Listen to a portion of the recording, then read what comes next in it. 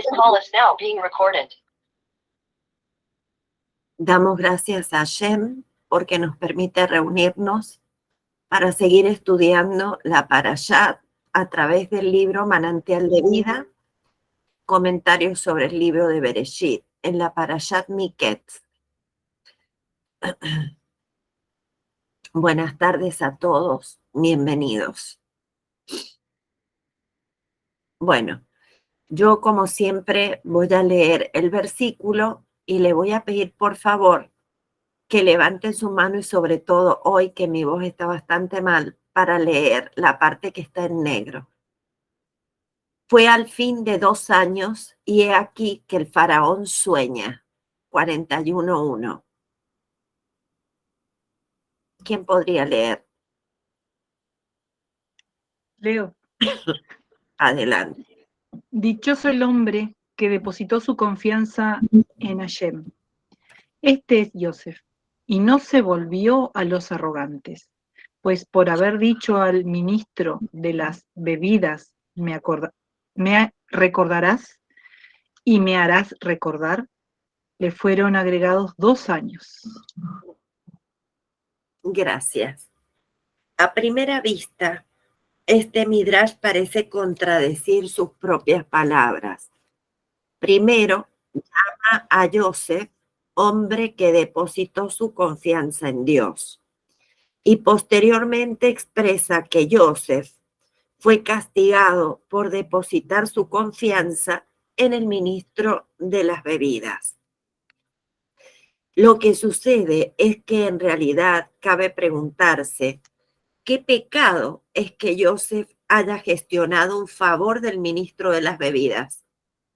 ¿Acaso el hombre no debe intentar todo lo que esté a su alcance en su hora de aflicción, sin que ello contradiga su confianza en Dios?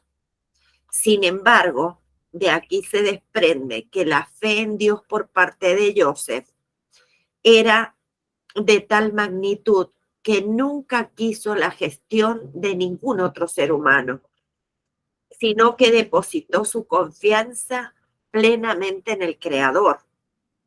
Por eso, él mismo consideró como falta su gestión a través de un ser humano, asumiendo sobre sí el castigo. Por eso fue dicho antes, al final de la Parashat Vayeshev, y no recordó el ministro de las bebidas a Yosef, y lo olvidó. Bereshit 40:23. Versículo, el que a simple vista parecería haber una repetición innecesaria. Si no recordó, por supuesto que lo olvidó. Es que Yosef se arrepintió de inmediato al darse cuenta de que su acción, requerir la asistencia de un ser de carne y hueso, estaba errada. Perdón.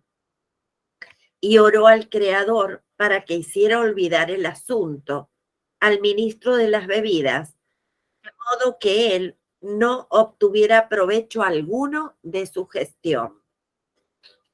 Y así se interpreta el versículo. Y no recordó el ministro de las bebidas a Yosef. Por eso no recordó el ministro de las bebidas a Yosef, pues y lo olvidó. Yosef logró que el asunto cayera en el olvido. Él mismo no estaba de acuerdo con lo que había hecho, porque él no estaba acostumbrado a depender de seres humanos. Por eso él mismo acarrea el castigo sobre él. Le pide a Hashem que le haga olvidar al copero lo que le había pedido. Y aquí que 7 vacas emergen tras ellas, y se pararon junto a las vacas, y se comieron las vacas. 41, 3 y 4. ¿Alguien puede leer? Aquí se ven insinuadas las palabras de nuestros sabios en el sentido de que el Yetzer hará La inclinación al mal al principio se presenta ante el hombre en forma transeúnte, luego se aproxima a él como un invitado y finalmente se transforma en dueño de casa y lo domina. Gracias. Las 7 vacas malas, flacas, son el símbolo de los 7 poderes negativos del Yetzer Hará. Al principio emergen poco a poco y se revelan muy esporádicamente. Luego se pararon juntos, se arriman al hombre cual huéspedes. Finalmente, y se comieron, se los tragan totalmente. Y he aquí que 7 espigas se alzan de un tallo, sanas y buenas, 41:5. ¿Quién puede leer? Yo, Adelante.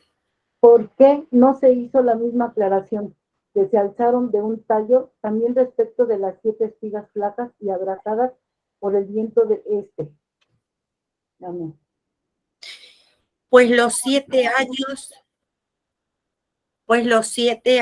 de saciedad, que son la interpretación de las espigas buenas, vinieron uno a continuación del otro. No hubo interrupción. Los 7 años de hambre, en cambio, se corresponden con las espigas flacas y no se sucedieron en forma consecutiva. El hambre fue interrumpido tras 2 años con la llegada de Jacob a Egipto y solo tras el deceso de éste prosiguió. Así se explica por qué respecto de las espigas flacas no se dijera que fueron de un tallo, como se dijo de las otras. Y fue a la mañana y decayó su espíritu. 41:8. ¿Quién puede leer? Yo. ¿Leo o no? Adelante. Adelante. Sarita. La primer secuencia del sueño, la de las vacas que... Espérate, pongo esto un grandecito un poquito. La primera secuencia del sueño, la de las vacas que significaba escasez de carne para la alimentación, no preocupó demasiado a Faraón, sino habrá suficiente carne, pues que coman pan. Pero cuando tuvo la segunda parte del sueño referente a las espigas, que insinúa que también había escasez de pan, de alimento, y decayó su espíritu. Gracias, Sarita. En Rosh Hashaná salió Yosef de la prisión. En cada integrante del pueblo de Israel existe un recóndito núcleo de devoción religiosa y rectitud que nunca puede echarse a perder. Es respecto de este núcleo que nuestros sabios dijeran: un sadik íntegro no traga. Talmud Megilá 5. El Yetzer Hará, la inclinación al mal, no puede engullir este núcleo. En todos los días del año, este punto llamado Yosef el Sadik se encuentra cautivo entre las fuerzas físicas y las pasiones del cuerpo. Mas con el arribo de Rosh Hashaná, cuando el judío se despoja de todas las apetencias físicas y recibe sobre sí el yugo del reinado celestial, este núcleo sale de la cárcel y se revela. Y habló el faraón a Yosef: en mi sueño heme parado sobre la ribera del río. 41:17. ¿Alguien podría leer? Yo puedo. Oh. Adelante, adelante, Lourdes. En realidad, bueno, y habló el faraón a Yosef: en mi sueño heme parado sobre la ribera del río. En realidad, el faraón había soñado que, y he aquí que estaba parado sobre el río, porque dijo, entonces sobre la ribera del río. El faraón tergiversó el sueño premeditadamente a fin de poner a prueba a Joseph y constatar si éste sería capaz de advertir el cambio. Joseph, en efecto, que también conocía el sueño, aclaró de inmediato a Faraón que no había sido sobre la ribera del río, sino sobre el río. Gracias, Lourdes. Bueno, esto despertó en el faraón una inusitada sorpresa y dijo, ¿existe acaso como este hombre que posee espíritu divino? Bereshit 41:38, que goza de sagrada inspiración como para conocer no solo la interpretación del sueño, sino también el sueño propiamente dicho, en sus más mínimos detalles. De ahí que el Midrash asocia este episodio al versículo como testimonio en Joseph lo ha puesto. Esto testimonió ante el faraón acerca de Joseph, que él es hombre de Dios, ya que Rivera, que no supe oí.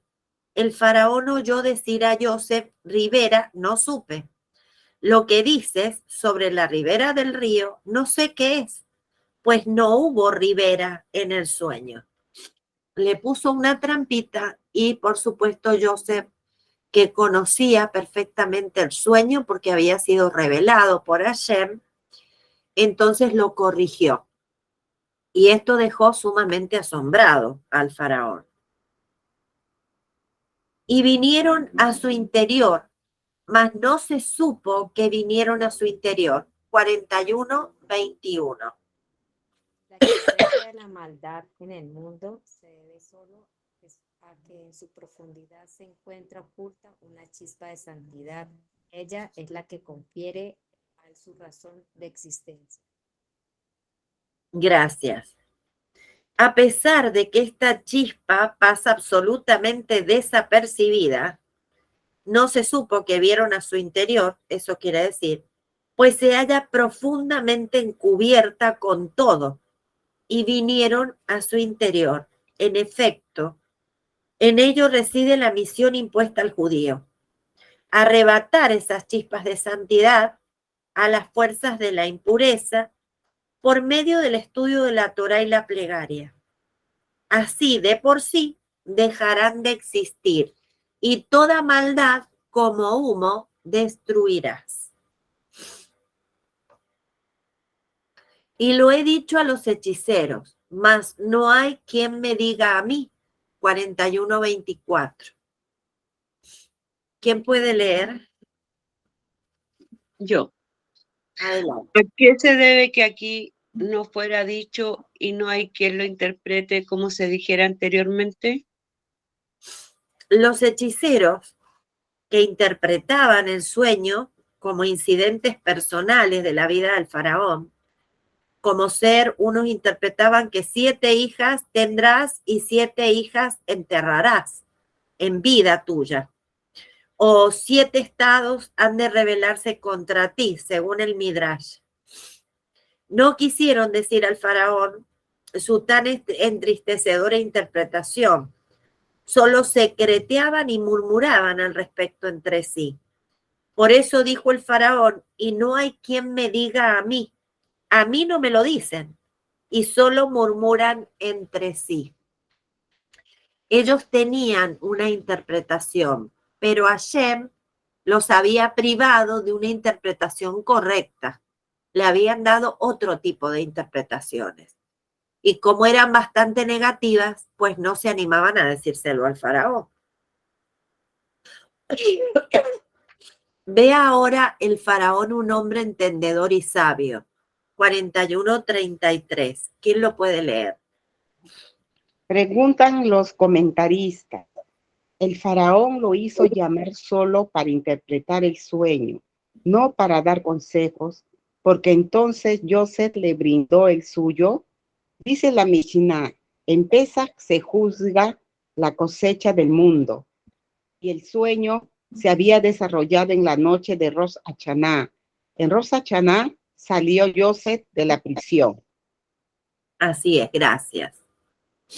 Bueno, siendo así, cabría preguntarle a Joseph si del cielo han querido mostrar al faraón que se acercan años de hambre. Ello debería haber ocurrido en Pesaj, cuando la cosecha es sometida a juicio. ¿Y por qué sucedió en Rosh Hashanah? Por ello continuó Joseph diciendo que en vista de que el faraón se veía ante la necesidad de elegir un hombre entendedor y sabio para regir los destinos de Egipto, trátase ya entonces del ascenso de un hombre a la grandeza, cosa que bien corresponde a Rosh Hashanah, momento en que es juzgado el hombre. Todos los del mundo pasan delante de ti cual rebaño. Rosh Hashanah y Bit.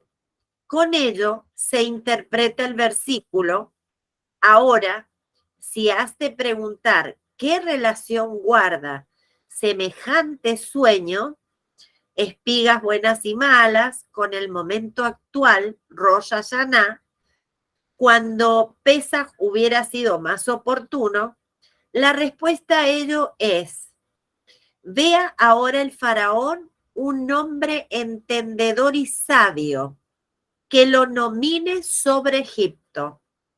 Y el ascenso de una persona a la grandeza bien le corresponde a Rosh Hashanah. Antes fue dicho, y despertó el faraón y durmió, y soñó por segunda vez. Es decir, que todo transcurrió como parte de un sueño. Él soñó que despertaba y que volvía a quedarse dormido. Resulta de ello entonces que también la interpretación de Joseph debía contener este tramo del sueño. Y eso fue lo que dijo Joseph.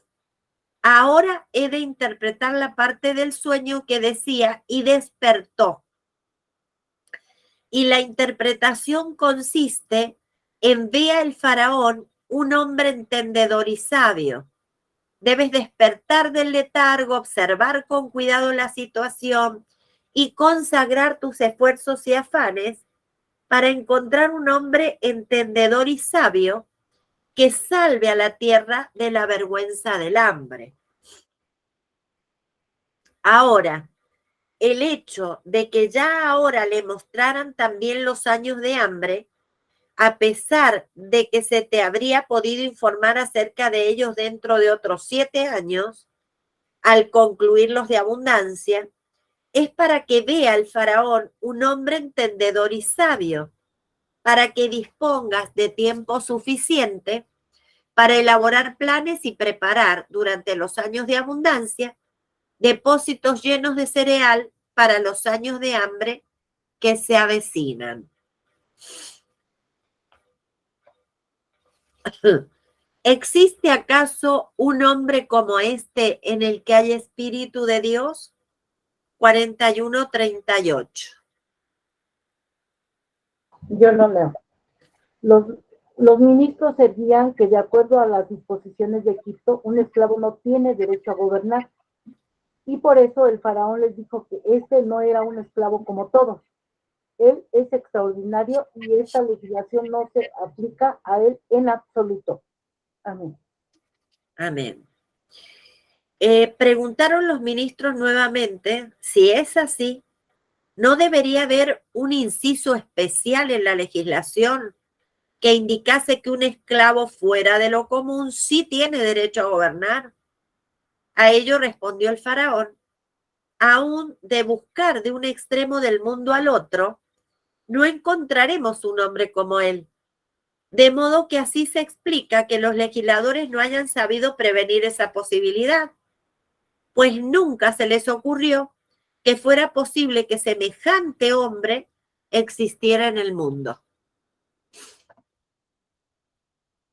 Tras haberte dado a conocer a ti, Dios, todo esto, no hay sabio y entendedor como tú.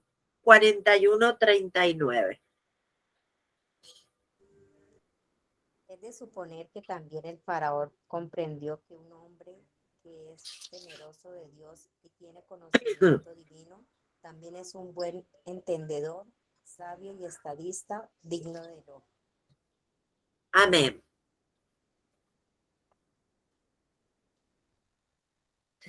Y llamó el faraón el nombre de Joseph Sofnat Paneah, y le entregó a Osnat, la hija de Potifera, sacerdote de On, por mujer.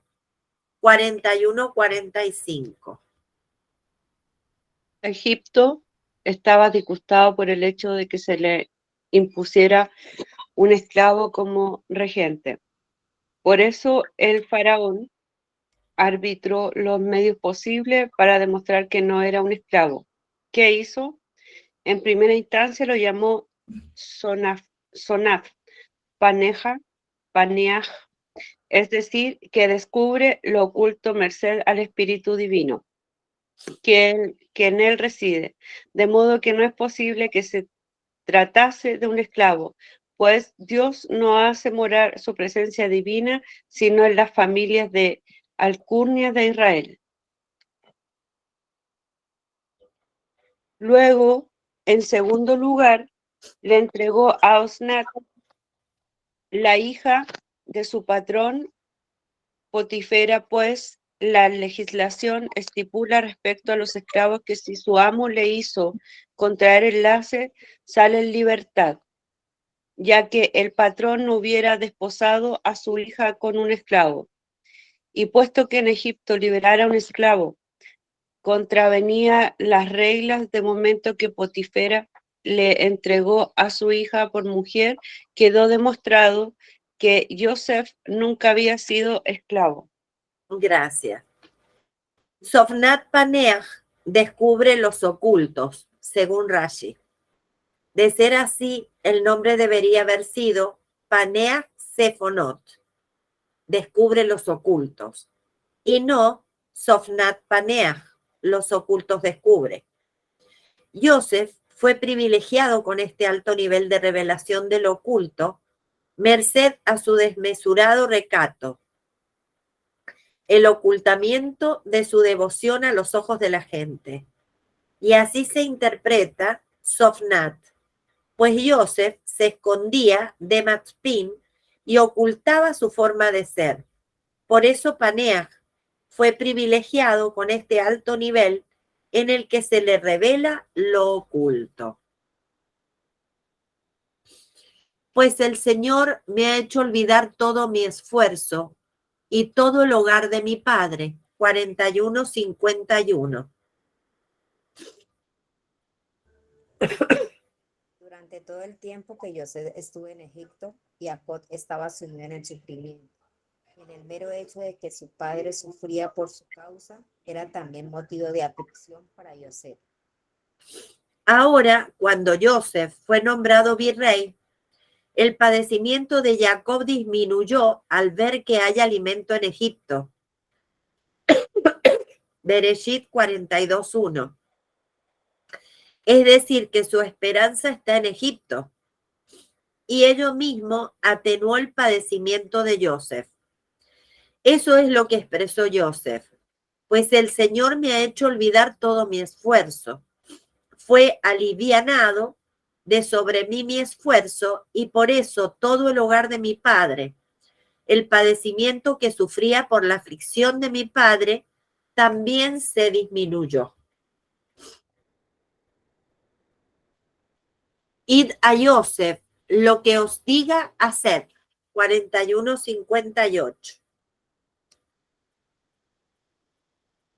Pues Joseph les decía que se circuncidaran, porque los obligaba a Joseph a circuncidarse, pues Joseph era tan extremadamente cuidadoso en lo que se refería a su propia pureza moral, hasta el punto de ser llamado Sadik, fundamento del mundo, parafraseando Proverbios 25, que debido a esta cualidad suya no podía tolerar bajo ningún concepto a los incircuncisos.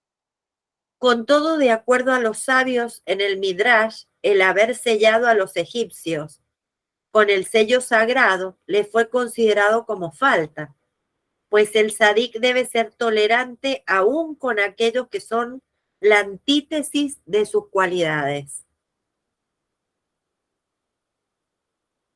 Y Yosef es el gobernante sobre la tierra. Él es el que alimenta al pueblo de la tierra. 42:6. A pesar de que él era el gobernante y amo, no obstante no entregó la tarea de distribuir el grano en manos de sus servidores y esclavos, sino que él mismo personalmente era quien los alimentaba a fin de que no se cometiera ninguna injusticia con nadie y para servir de vivo ejemplo del grado de esfuerzo que debe desplegarse cuando de mostrar compasión se trata, para salvar a la gente de la vergüenza del hambre. Gracias. El Midrash relata que durante todos los años de hambre, Yosef no comía pan hasta que finalizara el día, hasta que el último cliente no había recibido lo suyo. Bueno, el Midrash también dice que aparte de este motivo, que es el principal, él también se dedicó a repartir los granos para tomar contacto directo con los compradores y de esa manera identificar a sus hermanos, porque él contaba con que sus hermanos iban a venir a comprar. Y se prosternaron a él y los reconoció y se hizo el extraño a ellos. 42:6-7. La gente es usual que cuando un hombre es vencido por sus semejantes, sufre inmenso dolor. Y así, si es en el momento de posternarse a él, los hermanos hubieran sabido que lo estaban haciendo ante Yosef, de quien tanto se burlaban cuando les relató su sueño, de que en el futuro se arrodillarían ante él, hubieran sido presa de gran dolor y aflicción, como suele suceder con los vencidos. Gracias, Defeni. Por eso Yosef se hizo el extraño en esa oportunidad, para ahorrarles dicho dolor. Con ello la Torá nos sugiere la alabanza de Yosef. Otro hubiera aprovechado con júbilo tamaña oportunidad de venganza, para que el contrincante sintiera bien su caída y rendición. Justamente cuando se prosternaron a él, Yosef ocultó su verdadera identidad, se hizo el extraño, a pesar de que los reconoció con la intención de ahorrarles la vergüenza y el dolor del vencido. A veces las actitudes de Yosef, si no se analizan profundamente, pueden ser tomadas como actitudes de venganza, de odio, de rencor, pero cuando se analizan a la luz de la Torá oral, nos podemos dar cuenta que Yosef era realmente una persona extraordinaria y que no había en él ni deseos de venganza, ni odio, nada. Todo lo que él hizo fue para favorecer a los hermanos. Cada una de las situaciones de sufrimiento y dolor por la que les hizo pasar era para expiar uno de sus pecados, cada uno de sus pecados que habían cometido contra él. Y reconoció Yosef a sus hermanos, mas estos no lo reconocieron. 42:8.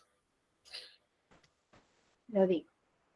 Rashi, sobre el versículo que dice, pues su hijo de la vejez es él, dice, pues el brillo de su semblante se le parecía, pues entonces existiendo una absoluta similitud con el semblante paterno, como se explica que no lo hayan reconocido. Ustedes saben que Jacob tuvo sus hijos muy grandes, o sea que los hijos no lo pudieron ver en su juventud. Él era grande, 80 años tenía cuando tuvo a sus hijos. Y en este momento Joseph tenía 39 años y a pesar de que su parecido era muy grande con su padre, ellos no tenían la comparación porque no habían visto a su padre de 40 años. Por eso es que no lo reconocieron. Pero Joseph sí los reconoció a ellos, porque ellos eran grandes cuando él era joven. Entonces el cambio que habían sufrido no era mucho.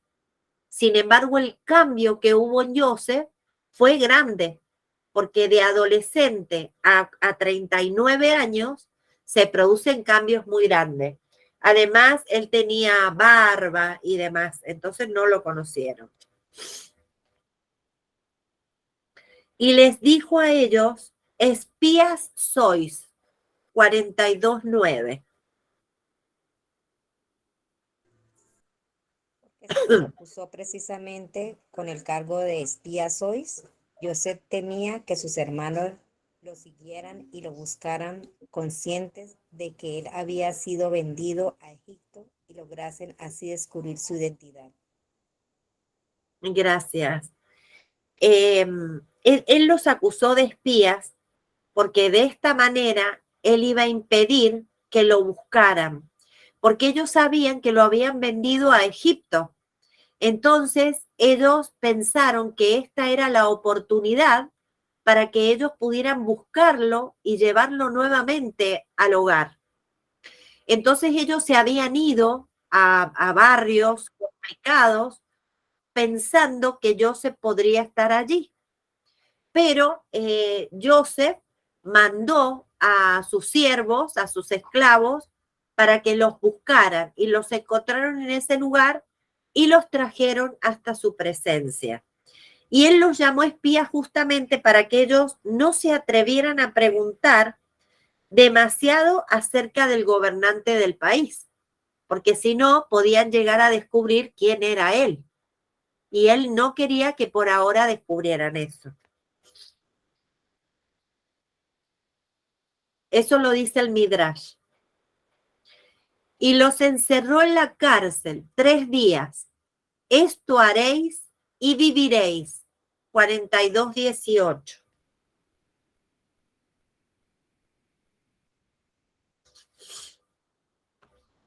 ¿Alguien puede leer? De esta manera, Betty. de esta manera Joseph le recordó lo que ellos habían hecho. En 3 días en Sechem, ellos asesinaron a todos los habitantes de la ciudad tras haberlos compelido a circuncidarse, en tanto que él, Joseph, brindaba sustento a aquellos que debieron circuncidarse dándole mantención. Es cierto, esto haréis, impulsarlos a la circuncisión, más con la intención de y viviréis, darles posteriormente sustento y no a fin de quitarles la vida. Ellos actuaron mal y esos 3 días que él los puso en la cárcel fue para que ellos reflexionaran con respecto a este episodio. Al Señor temo yo, 42:18. Ahora sí, Jane, ¿puedes?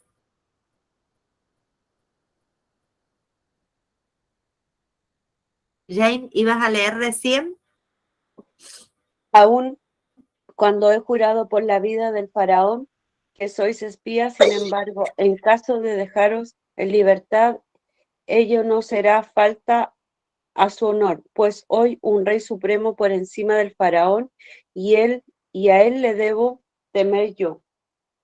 ¿En aras de qué se vanaglorió Joseph diciendo que él es temeroso de Dios? Joseph quiso imbuirlos del temor a Dios para que sus corazones se despertaran con un sincero arrepentimiento. Por eso les dijo, al Señor temo yo, y con ello he de incentivaros para que temáis a Dios. En efecto, acto seguido, exclamaron los hermanos, más culpables somos por nuestro hermano. Pues Amalek era la antítesis de Joseph. Joseph infundía a otros de su temor a Dios, que también ellos teman al Creador y regresen a Él con arrepentimiento. En cambio, con Amalek ocurría lo opuesto. Y tú estabas cansado y abatido y no teme al Señor.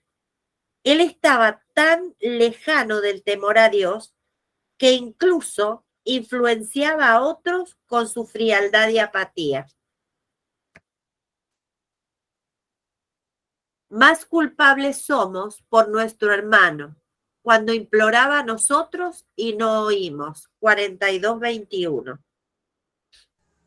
A pesar de no haber cometido maldad alguna, pues de conformidad con la ley hemos obrado, empero deberíamos haber actuado con él más allá del rigor de la ley cuando nos imploró, compadeciéndonos de él. Ok. Ellos habían actuado, ¿se acuerdan que lo hemos dicho en otro momento? De acuerdo a la ley. Ellos analizaron lo que había ocurrido y de acuerdo a la ley correspondía darle muerte a su hermano Joseph. Pero ellos no actuaron con misericordia. No pensaron que en ese momento Joseph era un niño.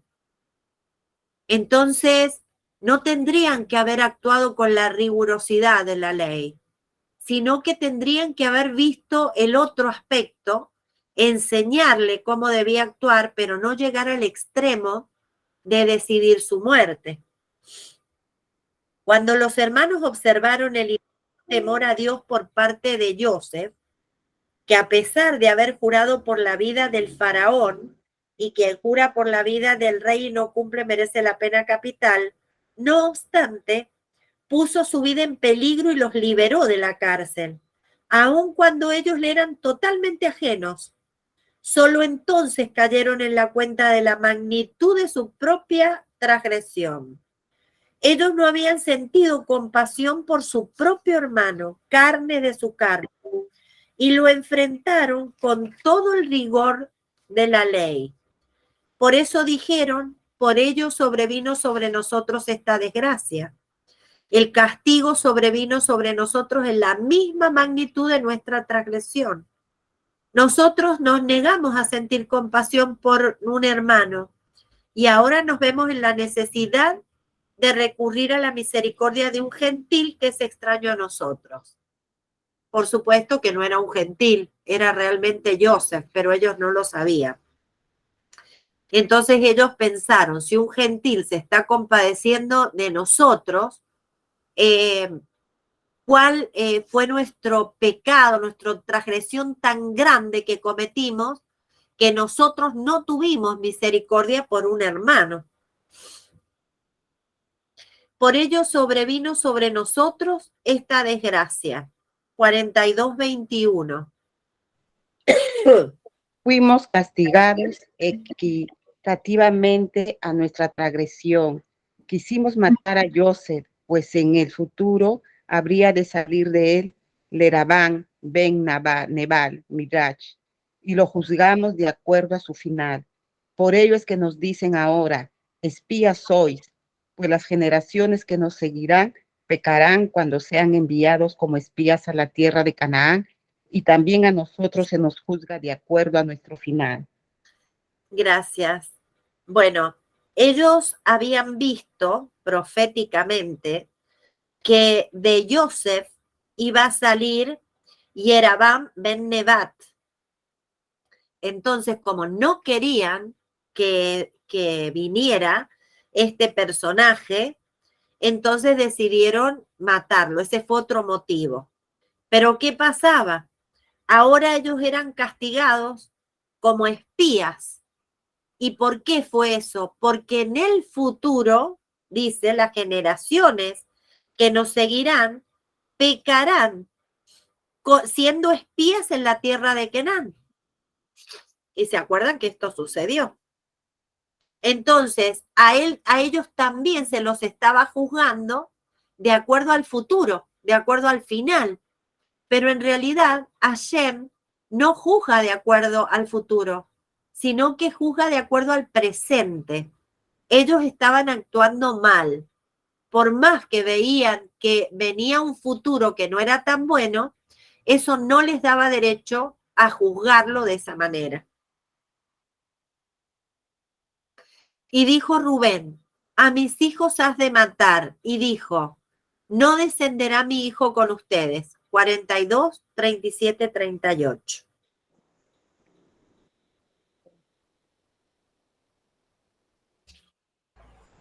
Todo lo No, que Perdón, creo que me equivoqué. A ver, espías sois. No, a ver, no sé qué pasó acá. A ver.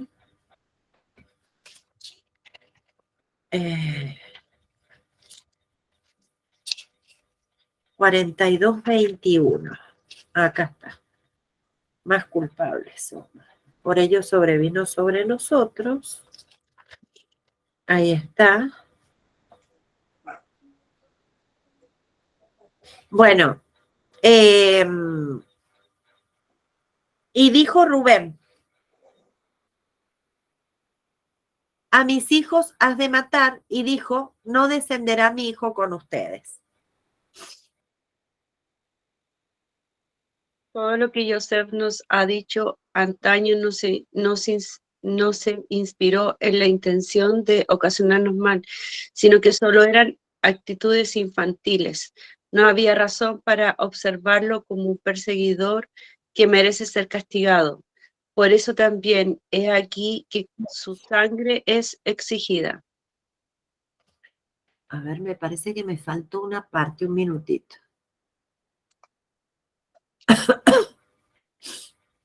No, me faltó. Ahora se los leo. No aceptó las palabras de Rubén. Un primogénito tonto es este, dijo Rashi. Cuando Rubén dijo a mis hijos has de matar, su intención fue sugerir que le fuera quitada la primogenitura. Hay un micrófono abierto.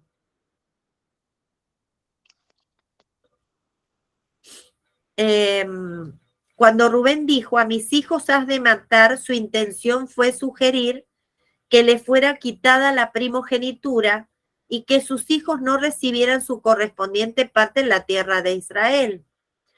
Tal como nuestros sabios expresan acerca del versículo que dice, y Jehoshua y Caleb vinieron de aquellos hombres. Tomaron su parte en la tierra, y vi tomar parte en la tierra de Israel. Es llamado vida. Entonces su denegación se denomina muerte. Sin embargo, Jacob ya lo había despojado antes de la primogenitura, a causa del suceso de Bilá.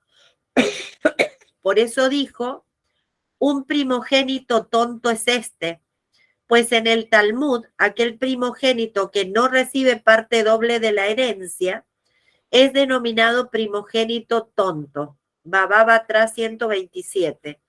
De todos modos, ya no posee parte propia en la primogenitura. Jacob vio que se pretende castigarlos por el futuro pecado de los espías, tal como ellos castigaron a Joseph por el hecho de que en el futuro habría de salir de él Yerabam ben Nebat. Por eso se negó a aceptar la garantía de Rubén, cuya tribu habría de tomar parte en el pecado de los espías. Aceptó empero la garantía de Yehudá, pues de él no salieron espías. Por el contrario, Caleb ben Yefuné, de la tribu de Yehudá, se opuso enérgicamente al resto de los espías, de modo que su garantía es segura.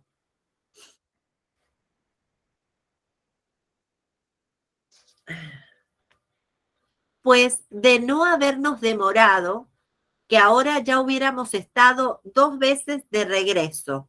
43:10.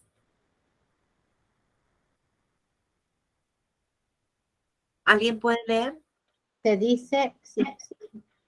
se dice el nombre de uno de los grandes rebes del hasidismo, de las generaciones pasadas, que en Rosh Hashanah, antes de hacer sonar el shofar, dijo: pues de no habernos demorado, de no haber atrasado la etapa del Elul, ya hubiéramos estado de regreso 2 veces.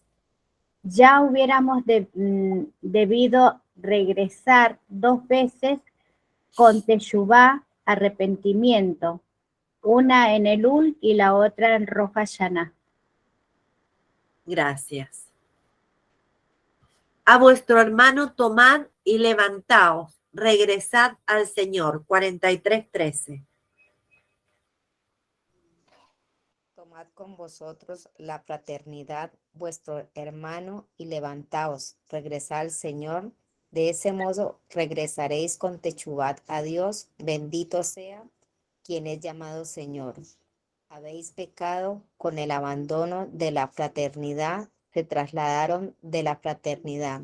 Rachid, Berechit 37 y 17. De modo que vuestro arrepentimiento consiste en retornar a la fraternidad. Midá que neguen midá, medida por medida, ¿no es cierto? Ellos habían rechazado la fraternidad porque habían pecado contra su hermano, entonces tenían que volver a la fraternidad con arrepentimiento sincero. Y el Señor, Shakai, os dará misericordia. 43:14. Dijeron nuestros sabios, todo el que se compadece de las criaturas recibe misericordia. Sabe si de él Sobre sí. sobre sí del cielo. Shaddai, aquel que en el futuro dirá a los sufrimientos Dai. Dai, basta. ¿Sí? Sí. Él dirá a mis sufrimientos, basta. Gracias. A ellos se refirió Jacob. Que Dios coloque compasión en vuestros corazones para que así sintáis por otros ante el Señor, aún antes de que el Todopoderoso introduzca la compasión en su corazón, para que se compadezca de vosotros, pues solo entonces gozaréis de la plena seguridad. Y liberará para vosotros a vuestro otro hermano y a Binyamin. Bereshit 43:14. Pues cuando sintáis vosotros compasión por las criaturas, se compadecerán de vosotros del cielo. Es conocido aquello que estipulan nuestros sabios, que todo lo acaecido a los patriarcas constituye una señal de lo que ocurrirá con sus hijos en el futuro. Las acciones de los patriarcas son una señal para los hijos. Talmud Sotá 34a. De la misma manera, la salvación de los patriarcas es también señal de la de sus descendientes. Cuando Jacob tomó conciencia de las tragedias que se abatían sobre él, dijo: si estas son solo señal de aquellos sufrimientos que habrán de vivenciar mis hijos, no es posible que reúnan las fuerzas suficientes como para poder soportarlos. Es de suponer entonces que eventualmente habrá compasión para ellos y se dirá basta a sus penurias, a fin de que puedan soportarlas. Pues entonces di también tú ahora basta a mis sufrimientos, los que solo son premonición de los que habrán de aquejar a los hijos de Israel en el futuro. Y le hablaron a la entrada de la casa, 43:19. Cuando Jacob se separó de ellos, oró, y el Señor Shaddai os dará misericordia. Por eso estuvieron parados en la puerta junto a la mezuzá sobre la que se halla grabada la palabra Shaddai, a fin de recordar la plegaria de Jacob.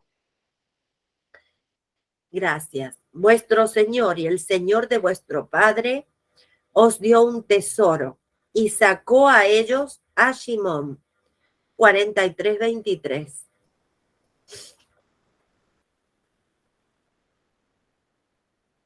¿Alguien que lea? El santo bendito sea, os revelará los tesoros de la Torá, los secretos ocultos en ella. Y sacó a ellos a Shimón, y esta revelación sobrevino a instancias de Rahab, Shimón Bar Yoha, quien en el futuro descendieron al mundo y revelará los misterios de la Torá en el sagrado Zohar. Gracias. Entonces, aquí está hablando que y sacó a ellos a Shimón, era como una profecía, donde decía que en el futuro Rabí Shimón Bar Yochai descendería al mundo e iba a revelar los misterios de la Torá en el Zohar. Vuestro dinero vino hacia mí. 43:23. ¿Cómo pudo Joseph decir semejante mentira, cuando en realidad él mismo les había devuelto su dinero? Lo que les dijo fue así: vuestro dinero, de todos modos, el dinero de vosotros vino hacia mí, todo lo que ahora ha llegado a mí.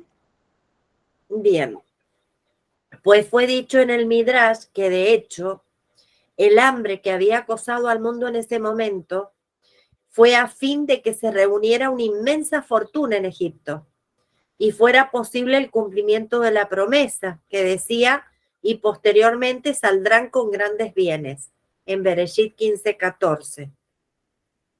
De ello resulta entonces que todo el dinero que ahora ingresaba al tesoro de Egipto estaba destinado al pueblo de Israel. De modo que ¿para qué he de tomarlo de ustedes en este momento y devolvérselo posteriormente? Esa había sido la intención de la frase. Por eso les había devuelto el dinero. ¿Es este vuestro pequeño hermano que me habéis dicho? Y dijo: el Señor te conceda gracia, hijo mío.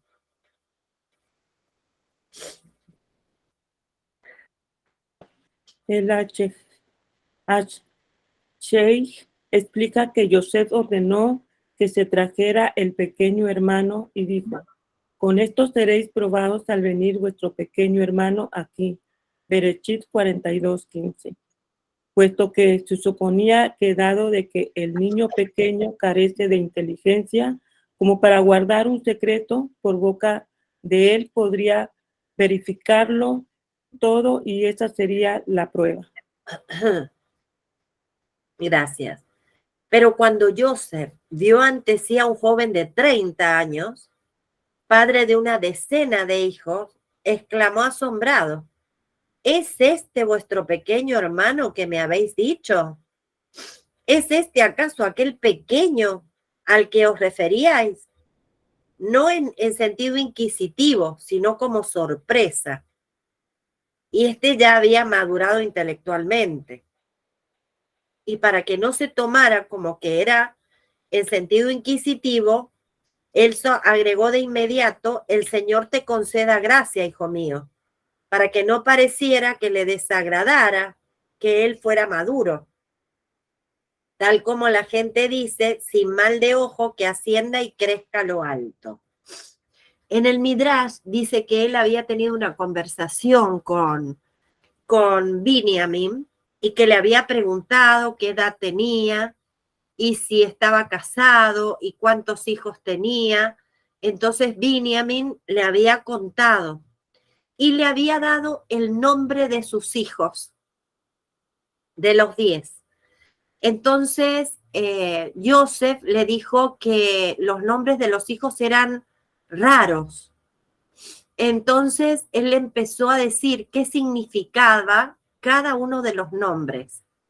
Y cada uno de los nombres de sus hijos tenía relación con lo que había pasado con Joseph, desde el primero al 10.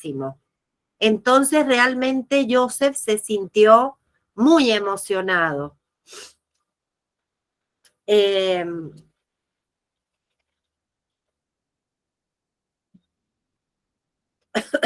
Y se apresuró Joseph, pues se encendió su compasión por sus hermanos. Y fue a la habitación y lloró allí. Y se contuvo y dijo, poned pan.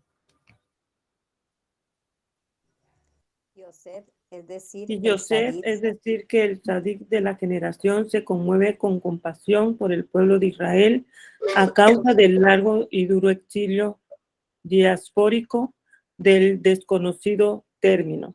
Y fue a la habitación y lloró allí. Entonces se adentra por los más intrínsecos recintos de Dios y bendito sea y llora amargamente.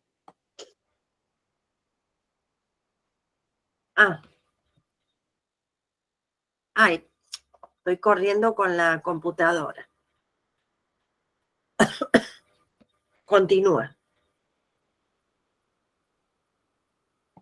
Pero allí se aclara que aún no ha llegado el momento y se contuvo y no tiene más que fortalecerse y contenerse para no presionar el fin del exilio.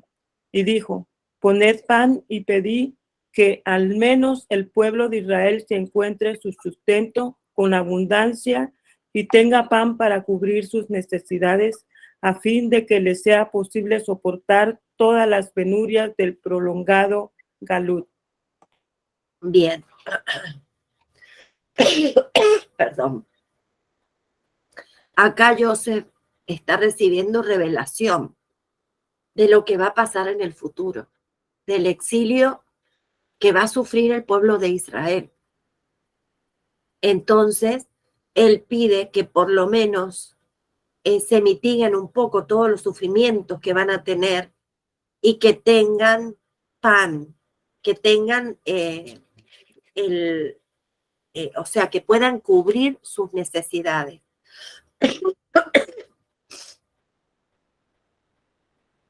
Pues los egipcios no pueden comer pan con los hebreos, ya que abominación es ello para Egipto. 43:32.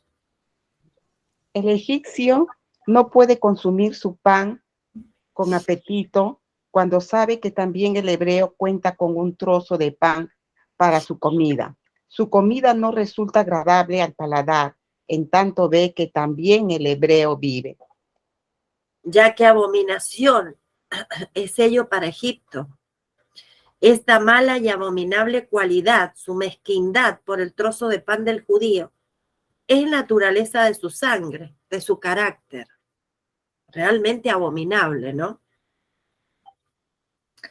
E incrementó la porción de Binyamin respecto de las porciones de todos.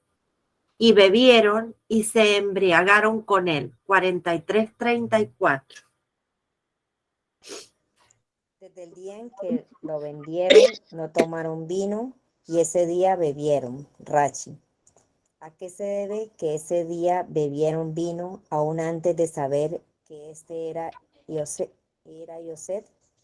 Cuando vieron que Binyamin recibió más que todos y no se despertó en ellos sentimiento alguno de envidia, comprendieron que el pecado de haber vendido a Yosef ocasionado por la envidia, y sintieron sus hermanos envidia por él.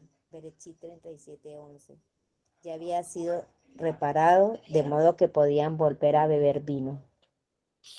Temían que de no beber vino ahora, Joseph recelaría nuevamente de que eran espías, y por ello pretendieran mantenerse sobrios, a fin de no revelar sus secretos, ya que penetró el vino, salió el secreto.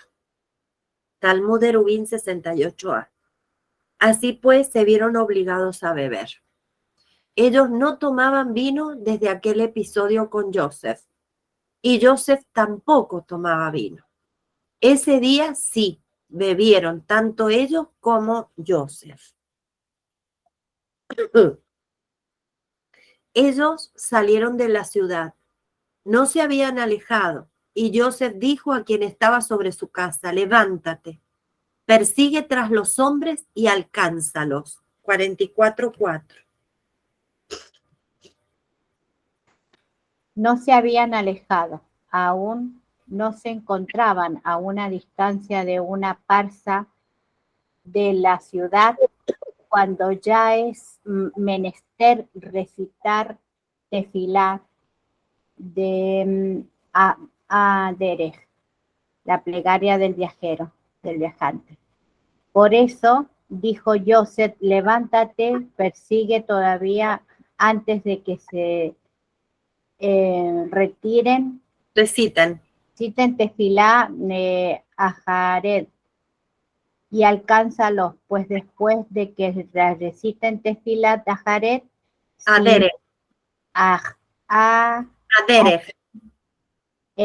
sin duda se salvarán de ti. Gracias. Bien.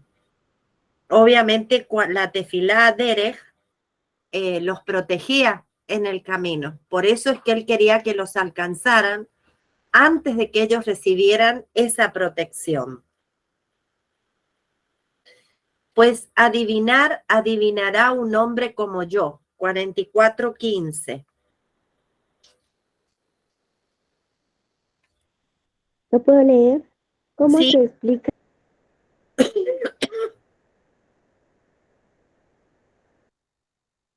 No te escuchamos, Esthercita. ¿Alguien más que pueda leer? ¿Cómo se explica que Joseph dejase salir una mentira de su boca y dijera que él adivina, cuando en realidad no estaba adivinando absolutamente nada? En realidad, con las palabras, un hombre como yo, Joseph se refería al faraón, quien era como él, como figura más adelante. Pues tú eres como el faraón, Bereshit 44:18. Es decir, que el faraón, quien es como yo, él es quien adivina. Y con toda premeditación se expresó así, de un modo que diese a entender que se refería a sí mismo, cuando en verdad se refería al faraón.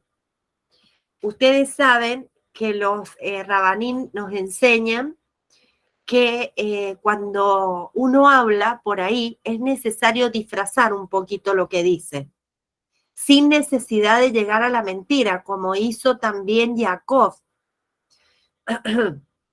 cuando se dirigió al Padre. Entonces, obviamente que esto conlleva mucha astucia para decir algo que da a entender una cosa, pero que en realidad él está diciendo otra. Bien, ahora viene la Haftarat Miketz, que es Primera de Reyes 3:15 al 4:1. Y hace referencia al versículo 3:23. Y dijo el rey: esta dice, este es mi hijo, el vivo, y tu hijo es el muerto. Y esta dice, no, tu hijo es el muerto y mi hijo es el vivo. Por la diferencia implícita en sus demandas, el rey Shlomo ya había deducido quién decía la verdad. La primera dijo, y antepuso, mi hijo el vivo, a tu hijo es el muerto, en tanto que la segunda no dijo y mencionó a tu hijo es el muerto antes de mi hijo es el vivo. La mujer mentirosa no tenía la real intención de recibir al niño vivo, pues ¿para qué forzarse y molestarse en la crianza de un niño extraño? Solo motivada por la envidia es que quiso que el niño vivo no quedase en manos de la otra mujer. Por eso, de hecho, no intercambió a los niños, ya que no tenía interés alguno en el niño vivo, sino que vino a contar al rey que la otra mujer había cambiado a los niños, poniendo al vivo en lugar del muerto. Y dijo que después que la otra mujer mató, como si fuera, a su hijo, lo colocó junto a ella, en tanto que tomó para sí al niño vivo. Todo su interés era demostrar que el niño muerto correspondía a la otra mujer. Por el contrario, la verdadera madre del niño vivo solo procuraba demostrar que su hijo era aquel que continuaba con vida. El rey Salomón, con su sabiduría, logró ahondar en la finalidad de sus expresiones. Esta dice, este es mi hijo el vivo. Ella sostiene en sus manos a su hijo con vida, lo señala, y todo su anhelo es demostrar que este niño vivo es en efecto su hijo. Por el contrario, la otra mujer expresa en primer lugar que no, tu hijo es el muerto.